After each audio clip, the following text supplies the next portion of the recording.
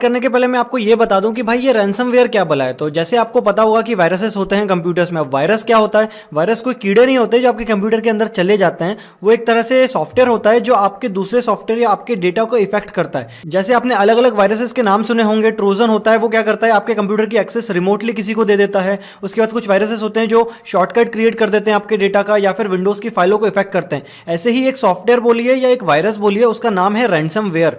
ये क्या करता है, अगर ये आपके कंप्यूटर में आ जाता है, मतलब ये सॉफ्टवेयर, और उसको अगर आप एक्टिवेट कर देते हैं या ऑटोमेटिकली वो एक्टिवेट हो जाता है, फिर क्या होता है, आपकी जितनी फाइलें हैं, इंपॉर्टेंट फाइलें, ये सॉफ्टवेयर ने भी अलग अलग एक्सटेंशन बना के रखे हैं। मतलब .txt file, document file, Excel file, ऐसे अलग अलग MP3 फाइल, ऐसे अलग अलग फाइलों को वो क्या करता है, इनक्रिप्ट कर देता है एक पब्लिक प्राइवेट की के कॉम्बिनेशन से। और आपको ये बोलता है कि भाई इतने पैसे हमको दो पहले, उसके बाद आपको वो फाइलें मिलेंगी। अब आपके पास दो ऑप्शन बच जाते हैं। पहला तो आप उनको पैसा दें, उसके बाद आपको भरोसा नहीं है कि वो सही करके देंगे, या फिर आप अपना कंप्यूटर जो है वो फॉर्मेट करिए। तो आप लोग सोच रहे होंगे कि भाई चलो ठीक है, जैसा भी है, ये मेरे तक कैसे पहुंचेगा। तो मैं आपको बता दूं, अगर आपको मेरी स्क्रीन दिख रही होगी तो ये फाइल रहती है जो मैंने बहुत मुश्किल से सर्च करी आपको लाइव डेमोन्स्ट्रेशन दिखाने के लिए। बाकी अगर मैं हैकर होता और मैं ये वायरस बनाता तो मैं क्या करता, आपको मेल भेजता, मेल में अटैचमेंट देता, या फिर आपको कोई टोरेंट के जो सॉफ्टवेयर होते हैं जो हमें क्रैक्ड वर्जन मिल जाते हैं, मैं उसी किसी टोरेंट के अंदर आपको सॉफ्टवेयर तो क्रैक करके देता, लेकिन उसके साथ ये फाइल भी डाल देता, ताकि जैसे ही आप वो सॉफ्टवेयर इनिशिएट करते, उसको इंस्टॉल करते, तो ये भी ऑटोमेटिकली इंस्टॉल हो जाता। या फिर मैं कोई एक वेबसाइट बनाता, वेबसाइट में जाके आपको बोल देता कि अगर ये वेबसाइट लिंक आप खोलोगे तो ऑटोमेटिकली वो डाउनलोड कर देता। या फिर मैं एडवर्टाइज करके पॉपअप जो वेबसाइट्स होती हैं उसमें ऑटोमेटिकली ये फाइल डाउनलोड करा देता। घुमा फिरा के बहुत सारी चीजें मैं कर सकता हूं ये फाइल आप तक पहुंचाने के लिए। अब ये फाइल को मैं इंस्टॉल करूं उसके पहले आपको दिखा दूं, मैंने 3-4 फाइलें बना के रखी हैं। एक तो ये TXT फाइल है जिसमें मैंने कुछ भी लिख के रखा है, और ये मेरा बहुत इंपॉर्टेंट डेटा है जो मैं इसको लीक नहीं करना चाहता, ना इसको मैं लूज करना चाहता हूं। मेरे पास इसका बैकअप भी नहीं है। इंपॉर्टेंट डेटा में जाएंगे तो एक एक्सेल फाइल है, एक वर्ड फाइल है, एक TXT फाइल है, और एक सिंपल लोगो है। अब आप सोच रहे होंगे ये वर्ड फाइल, एक्सेल फाइल का लोगो नहीं आ रहा, तो इसमें भी मैंने माइक्रोसॉफ्ट वर्ड इंस्टॉल नहीं किया है। ये एक वर्चुअल मशीन है जो मैं VMware के अंदर चला रहा हूं। तो ये वर्चुअल मशीन के अंदर सारी चीजें कर रहा हूं। अगर मैं मेरे मेन सिस्टम पे करूंगा तो मेरा खुद का डेटा चला जाएगा।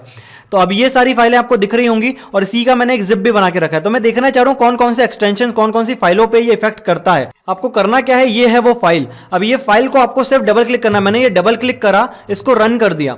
अब होगा क्या, ये फाइल ऑटोमेटिकली बहुत सारी फाइलें ढूंढेगी पूरे सिस्टम में जो इनके एक्सटेंशन इनने बनाए हैं कोडिंग में, .txt, डॉक्यूमेंट, एक्सेल। अब इसने जैसे कि ऑटोमेटिकली इसने मेरा पूरा वॉलपेपर पीछे चेंज कर दिया है। मेरी जो अभी फाइलें हैं वो अभी इनक्रिप्ट नहीं करी, अभी प्रोसेस चल रही है इस वायरस की। इसने ऑटोमेटिकली सारे फोल्डर्स में अलग अलग फाइलें बना दी हैं। मेरा जो डेटा है उसको इनक्रिप्ट कर रही है ये धीरे धीरे। अब ये देखिए ऑटोमेटिकली मेरे पास एक पॉपअप आ गया। इसमें बता रहा है भाई कि मेरे पास जो टाइम है, मुझे पेमेंट देना है 2 दिन 23 आवर्स 59 मिनट्स में। और ये जो मेरी फाइलें हैं, अगर मैं पेमेंट नहीं देता हूं तो 6 दिन के अंदर मेरी ये फाइलें डिलीट कर देगा, ऐसा ये बोल रहा है। अब नीचे ये बोल रहा है कि भाई आप $300 मेरे को दे दो। ये बिटकॉइन का एड्रेस है। बिटकॉइन आपको नहीं पता है तो उसके ऊपर भी मैं एक वीडियो बनाऊंगा। तो आप बिटकॉइन के थ्रू अगर किसी को पैसे देते हैं तो वो आप ट्रेस नहीं कर सकते पैसा गया कहां। तो गवर्नमेंट क्या पूरा उसके ऊपर रूल नहीं है कि वो डिजिटल करेंसी है।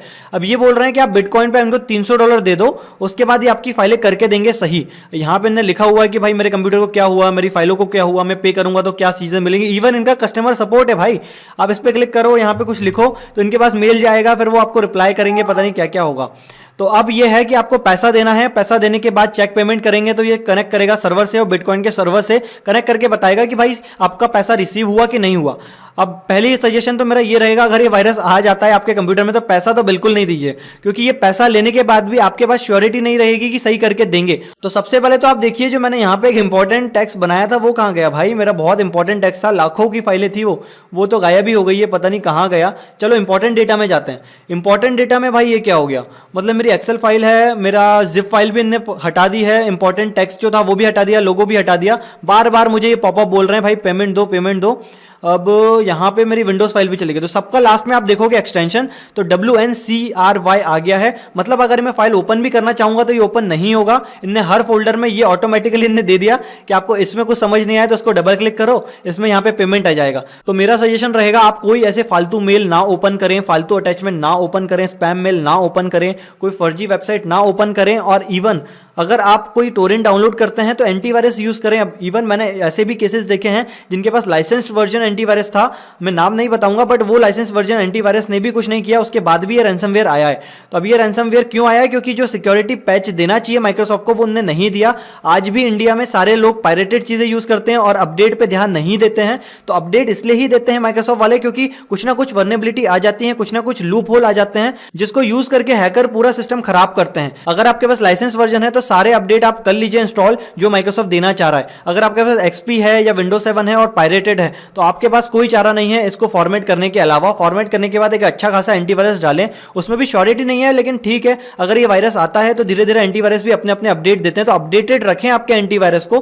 क्रैक्ड वर्जन यूज करेंगे तो क्या पता है जो क्रैक वर्जन आप यूज कर रहे हैं उसके अंदर ही ये वायरस आ जाए, फिर आप कुछ कर भी नहीं सकते। ये तो चलो ऐसा वायरस है आपको आंखों में दिख रहा है, कुछ वायरसेस तो ऐसे होते हैं कि वो क्या करते हैं आपके सिस्टम में आप क्या टाइप कर रहे हो, आप कौन सी वेबसाइट देख रहे हो, वो ट्रोजन बोलते हैं उनको, वो सारी चीजें देख लेते हैं। तो वो अलग अलग टाइप के वायरसेस होते हैं, बट ये अभी रैंसमवेयर पूरी दुनिया में फैला हुआ है। अब बात आती है भाई कि एक इंसान है जिसने ये पूरा रैंसमवेयर खत्म कर दिया सिर्फ और सिर्फ एक डोमेन नेम रजिस्टर करके। वो कैसे, चलिए आप अपन वो देखते हैं। सो गाइस, मालवेयर टेक नाम का ये सिक्योरिटी रिसर्चर है, ये हैकर है जिसने ये पूरा मालवेयर जो है हमारा रैंसमवेयर, WannaCry रैंसमवेयर, उसमें रिसर्च करी और इसने ये पाया, इसमें पूरी रिसर्च उसने समझाई, उसने क्या क्या किया, उसने बहुत सारी चीजें उसको इनक्रिप्ट करना चाहा, मतलब उसको समझना चाहा कैसे वो काम करता है। तो इनके पास एक कोड इनको समझ आया, इस कोड में इफ और एल्स है। अगर एक प्रोग्रामिंग स्टूडेंट है आप तो आप समझ सकते हैं कि अगर ये कंडीशन फॉलो होगी तो ये चलेगा या फिर ये चलेगा। तो जिसने भी WannaCry बनाया था, जो भी हैकर ने बनाया था, उसको शायद ये पता था कि अगर उसने उसके अंदर कंट्रोल नहीं रखा उसका, कि अगर उसने फैला दिया और उसके हाथ में भी फिर कंट्रोल नहीं है इसको बंद करने का,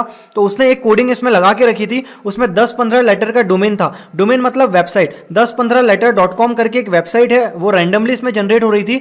वो वेबसाइट पे ये जो WannaCry है वो इफ के अंदर एक HTTP रिक्वेस्ट सेंड करता था उस डोमेन पे। अगर वो डोमेन रजिस्टर्ड है, मतलब वो डोमेन के अंदर कुछ कंटेंट है, तो वो ये वाला इफ वाली कंडीशन चलेगी। अगर उस डोमेन में कंटेंट नहीं है या वो कनेक्ट नहीं होता है उस डोमेन से, तो वो एल्स वाली कंडीशन चलेगी। तो इस वाले केस में हुआ ये कि सिक्योरिटी रिसर्चर ने पाया कि एक डोमेन है जो अनरजिस्टर्ड है, तो उसने बस वो $10 मतलब 600 रुपए में उन्होंने वो डोमेन रजिस्टर कर लिया, इस हैकर ने, मालवेयर टेक ने। और उसके बाद हुआ ये कि जहां जहां ये रैंसमवेयर फिर जा रहा था, इफ और एल्स की कंडीशन उसके अंदर पहले से ही इनबिल्ड थी, तो एक रिक्वेस्ट जाती थी उस डोमेन पे और वो अगर वहां से रिप्लाई आ जाता तो फिर ये जो है रैंसमवेयर ये काम नहीं करता, ये वहां पे एग्जिट मार देता। तो यही चीज उसने पता लगाई और ये कहीं ना कहीं हैकरों ने खुद बनाई थी, क्योंकि उनको पता था कहीं ना कहीं उनको किल स्विच उसमें लगाना पड़ेगा। अगर कभी उनके सिर पे आई कि इसको बंद करना है या कुछ भी करना है, तो उनके हाथ में उन्हें रखने के लिए उन्हें 15-20 लेटर का डोमेन एक इसके अंदर इनबिल्ट डाल के रखा था। तो उनको पता था जब भी उनको ये बंद करना होता वो डोमेन सिंपल रजिस्टर कर लेते, वो वेबसाइट ओपन कर देते और ऑटोमेटिकली चारों तरफ जहां जहां रैंसमवेयर चल रहा था वो बंद हो जाता। वही चीज ये मालवेयर टेक ने करके दिखाई, इसने पूरी मेहनत करके इसमें निकाला ये डोमेन कौन सा है और उसने खुद रजिस्टर किया। और वो बोल रहा है कि एक्सीडेंटली उसको पता नहीं था, इससे पूरी दुनिया का जो अटैक चल रहा है वो बंद हो जाएगा, ग्लोबल साइबर अटैक जो चल रहा है वो एक्सीडेंटली बंद हो गया ये सब करने के बाद। तो गाइज इस तरह इस हैकर ने पूरे ग्लोब में जो चल रहा था साइबर अटैक उसको कहीं ना कहीं थोड़ा कम करा है। नहीं तो अभी 2-3 दिनों से बहुत चीजें चल रही थी, लेकिन जब से वो डोमेन रजिस्टर किया है इसने तब से ये चीज सही हो गई।